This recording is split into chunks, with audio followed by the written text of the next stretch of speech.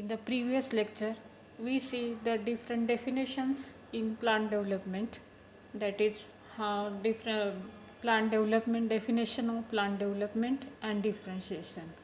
Here we see the overview of plant development. All of you know that the flowering plants are reproduced by sexual reproduction by double fertilization and produce zygote and the endosperm tissue that nourishes the embryo. Embryonic development in plants comprises a series of stereotyped cell divisions to generate a mature embryo comprising three fundamental cell layers, and these regions are corresponding to the shoot, root, and cotyledons of the seedling.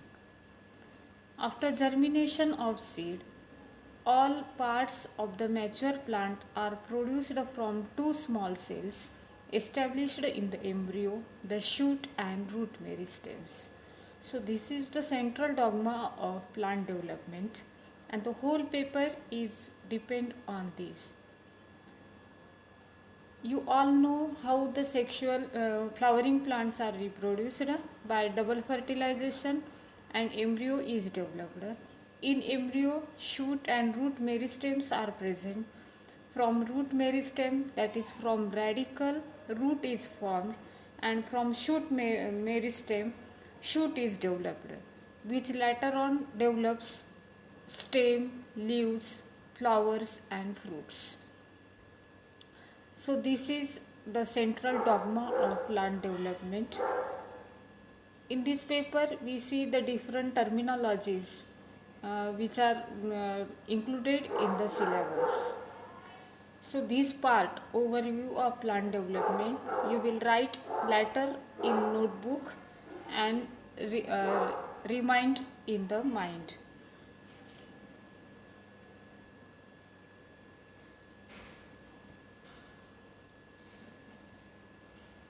The role of genes in development.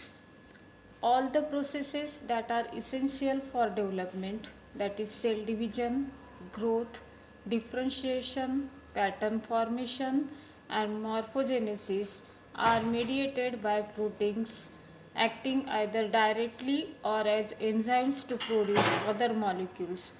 Proteins are encoded by genes, so development is controlled to a large degree by gene expression. The pattern of gene expression in the embryo determines where, when, and in what quantity particular proteins are made, and therefore governs the property of each cell.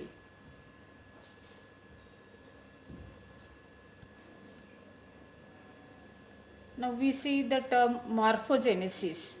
Morphogenesis is the creation of shapes and structures. This is governed by different forms of cell behavior, including differential rates of cell proliferation, changes in cell size and shape, the movement of cells relative to each other, cell fusion, and cell death.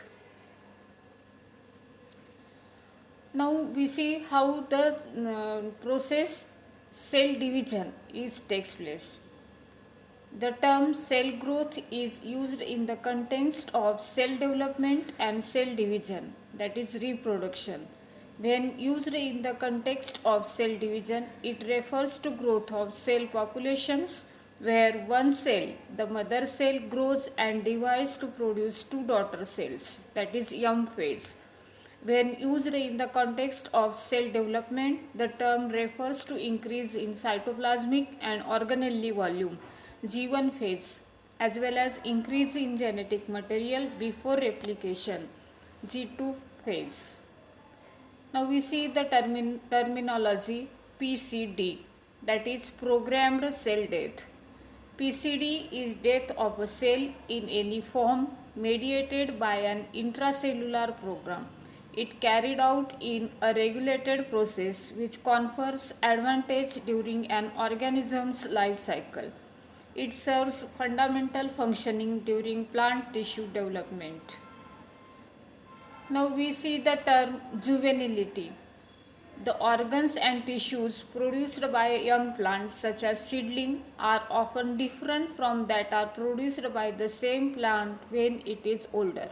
This is known as juvenility. For example, young trees will produce longer, leaner branches that grow upwards more than the branches they will produce as a fully grown tree. Leaves produced during early growth tend to be a larger, thinner, and more irregular than leaves on the adult plant. For example, ivy plant, in which juvenile phase of habit is climber and the adult phase is tree. When we concern with the leaf, juvenile phase is simple leaf, then adult phase is trilobed. That is, leaves are become compound and the type is trilobed. Here a brief overview of plant development. Plant development is the process by which structures originate and mature as a plant grows. It is a subject studies in plant anatomy and plant physiology as well as plant morphology. Plants constantly produce new tissues and structures throughout their life, from meristem located at the tips of organs or between mature tissues. Thus, a living plant always has embryonic tissues.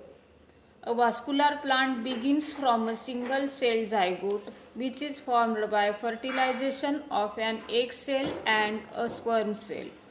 Zygote begins to divide to form a plant embryo. This process is known as embryogenesis. From embryo, seedling is developed, and from radicle, root is developed, and from plumule, shoot is developed. Seedling produces addition organs like leaves, stems, and roots through the process of organogenesis. Thus, primary growth results in the lengthening of that root and shoot. Secondary growth results in widening of a root or shoot because of the activity of cambium. So, this is about a brief overview of plant development, in which we see embryogenesis, how the zygote is formed, and from zygote how the embryo is developed. In this we see how the monocotyledon embryo is developed and dicotyledon embryo is developed, and from the embryo seedling is developed, that is, from radicle root is developed, and from plumule shoot is developed. Then we see the primary growth, that is how the root shoot is formed. Then we see the secondary growth and the activity of cambium, in which secondary growth takes place. Then we see how the plant is produce reproductive growth, that is transition phase from vegetative to reproductive phase. So this is the most complicated process when the plant is turned from vegetative to reproductive phase. Here lot of genes are included in this transition. In next lecture we see the transition of vegetative phase to reproductive phase and how the root stem is developed and then leaf, flower and fruits are produced.